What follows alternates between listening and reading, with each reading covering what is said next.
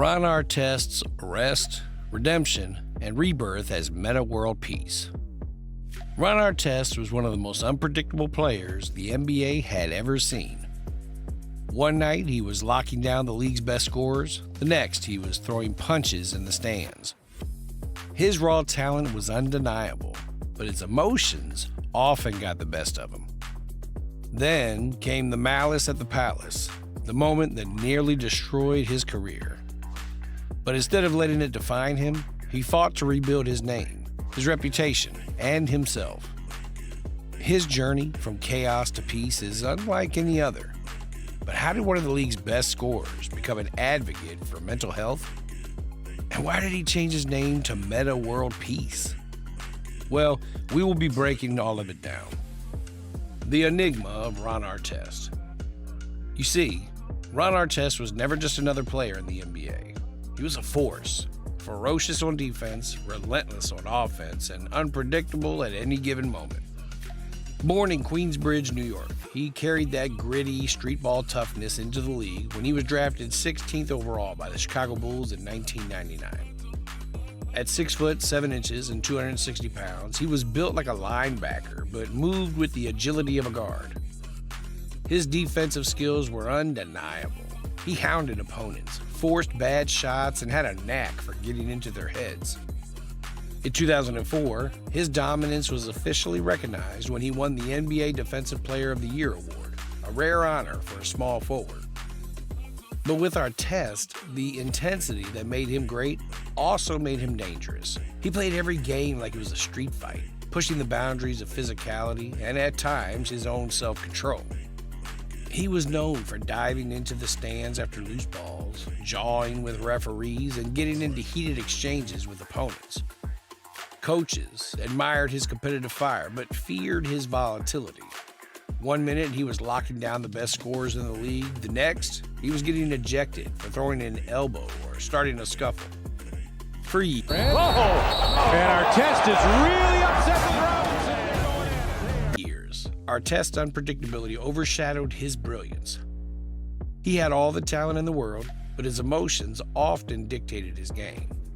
He could be the best player on the floor one night and a walking technical foul the next. But beneath the chaos, there was something deeper. A man searching for balance, for peace, for a way to challenge his energy into something greater than just basketball. That transformation wouldn't happen overnight, and it certainly wouldn't come easily. But the moment that forced him to truly confront himself was about to unfold, changing everything in an instant.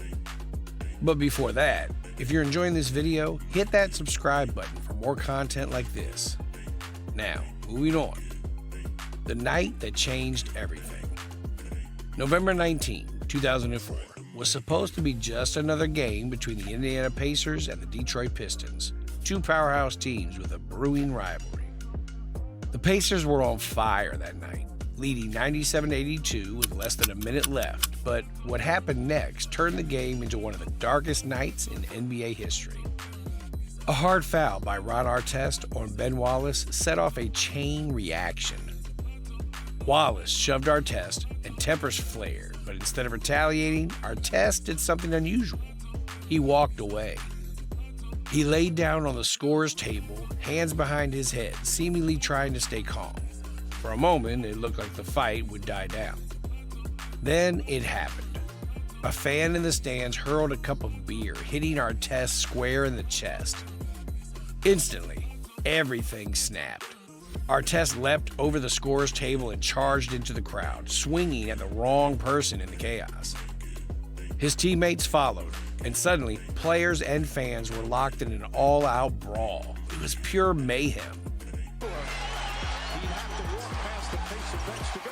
Now Artest has jumped over the scorer's table and is trying to get down to the bench. Artest is in the stands. Oh, this is awful. Fans are getting involved. Steven Jackson's in the Security scrambled to break it up, but by the time they did, the damage was done. The images of Artest punching fans, Jermaine O'Neal throwing a sliding haymaker, and Steven Jackson swinging wildly in defense of his teammate was plastered across every TV screen in America. The fallout was brutal. Artest was suspended for the rest of the season, 86 games, the longest suspension for an on-court incident in NBA history. He lost nearly $5 million in salary. The Pacers, once championship contenders, crumbled.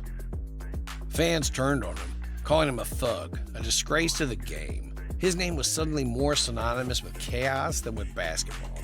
Sponsors backed away. His career, his reputation, and his future in the league were all hanging by a thread. But the punishment didn't stop there. Prosecutors in Michigan charged Artest with assault and battery, along with 4 of his teammates.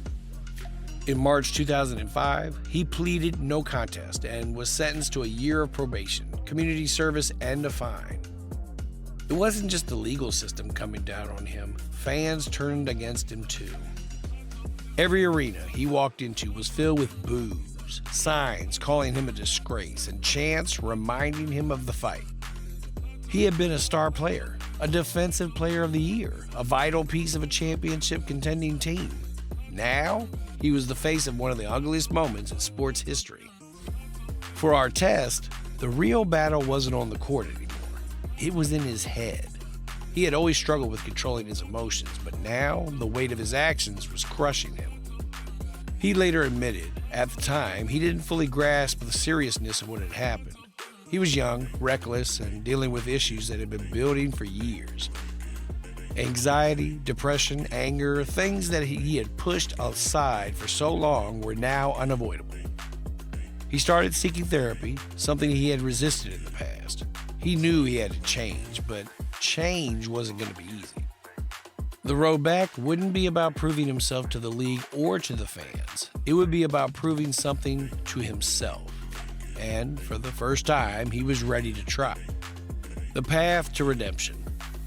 In a league filled with alpha personalities and an old-school mentality, admitting to mental health struggles wasn't something many players did. But Artest did. He started working with therapists, learning how to manage his emotions, how to control the anger that had defined so much of his career. He openly talked about taking medication for anxiety and depression, breaking the stigma that mental health was a weakness. He wasn't just trying to fix his career, he was trying to fix himself. As much as therapy helped, there was still unfinished business on the court. In 2008, he joined the Houston Rockets, showing flashes of the dominant defender he once was. But it was his move to the Los Angeles Lakers in 2009 that changed everything. Playing alongside Kobe Bryant, Artest had a chance to rewrite his legacy, and in 2010, he did exactly that. Game 7 of the NBA Finals against the Boston Celtics was the biggest moment of his career. It was a dogfight, the kind of game where mental toughness mattered just as much as talent.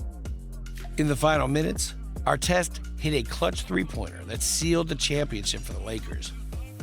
The man, once defined by chaos, had just delivered the biggest shot of his life. As the confetti fell, he grabbed the microphone in his post-game interview and did something no one expected. He thanked his therapist. I want to thank my doctor, Dr. Sandy, my psychiatrist. She really helped me relax a lot. Thank you so much. It's so difficult to play all this fun. The moment wasn't just about winning a ring. It was about redemption, about proving that change was possible.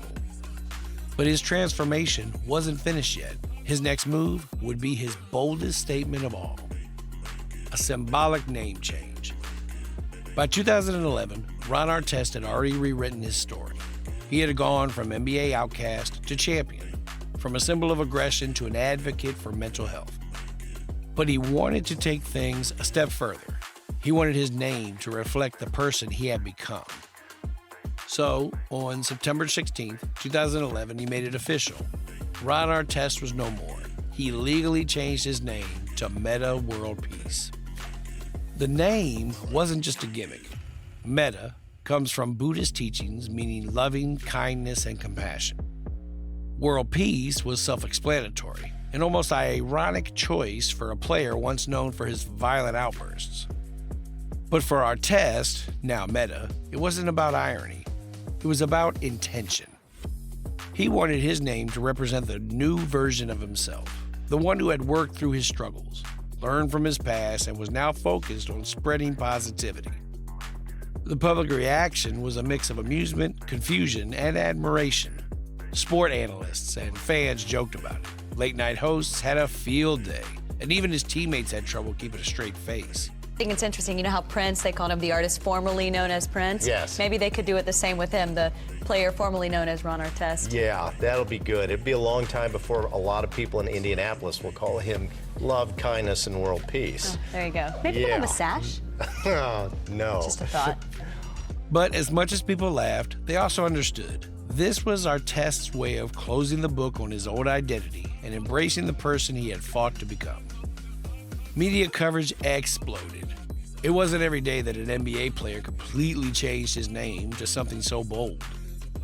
Reporters asked him why, and he answered with the honesty that had always made him unique. He said he wanted to inspire kindness and that he wanted kids to look at his name and be reminded of something positive. And more than anything, he wanted to prove that people could change. The man who had once been the face of one of the NBA's most infamous moments was now trying to be a symbol of peace. But the real test of his transformation would be what he did next, beyond the court, beyond basketball, in the real world. Life after basketball. Metta World Peace never wanted to be remembered just for basketball. Long before his final NBA game in 2017, he had already started shifting his focus to something bigger, helping people who, like him, had struggled with mental health. He became one of the loudest voices in sports advocating for therapy, opening up about his battles with anxiety and depression at a time when few athletes did. I be hearing it from the fans. My parents split up when I was 13. That's when I started to have a lot of problems. That's totally normal to have some frustration, you know, to have something build up, and it's totally normal to ask for help. Even to this day, I call my psychologist up before a game, and I'm in the NBA, I should have everything. In 2010, he even auctioned off his championship ring, raising over $500,000 to fund mental health programs for underserved communities. His commitment didn't stop there. He launched X vs. X Sports, a platform that connects amateur and professional basketball players, giving those without a traditional path to the NBA a chance to play competitively. He also ventured into tech and business, investing in companies focused on mental wellness, sports training, and community development. Unlike many retired athletes who fade into the background, he stayed active, constantly finding new ways to give back. But perhaps his biggest impact has come through his words. He became a sought-after public speaker, traveling to schools, conferences, and corporate events to share his journey. He spoke about resilience, about learning to control emotions, about the power of therapy. He didn't sugarcoat anything. He talked about his mistakes, the fights, the suspensions, and the moments he almost lost everything. And that's exactly why people listened. He wasn't just a former NBA player telling kids to stay out of trouble. He was living proof that no matter how far you fall, you can get back up. He didn't just find peace for himself. He helped others do the same. And in the end, that might be his greatest achievement. What do you think about Metta World Peace's incredible journey? Do you see him as one of the greatest redemption stories in sports? Let us know in the comments. And if you enjoyed this video, don't forget to hit that like button, subscribe, and turn on the notification bell for more amazing videos like this one.